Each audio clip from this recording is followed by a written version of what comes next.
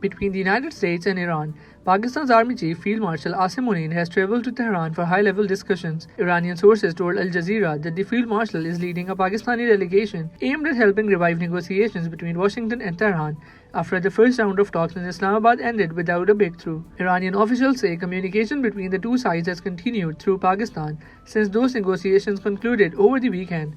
Speaking at a weekly briefing, Iran's foreign ministry said messages have been exchanged through Pakistani intermediaries and that a Pakistani delegation was expected in Tehran to continue discussions. Tehran has also restated its position on the nuclear issue.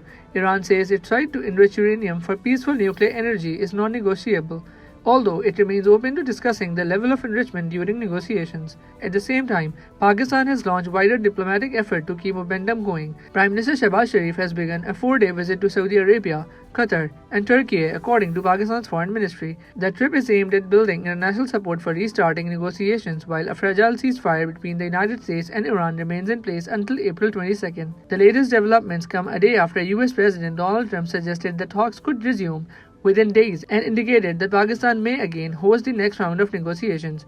Diplomats involved in mediation efforts say both sides are open to continuing talks, although the timing and location of the next meeting have not yet been finalized. The Associated Press reported that Islamabad and Geneva are among the cities being considered as possible venues. Over the weekend, US Vice President J.D. Vance and Iranian Parliament Speaker Mohammad Baghir Ghalibaf held more than 21 hours of negotiations in Islamabad.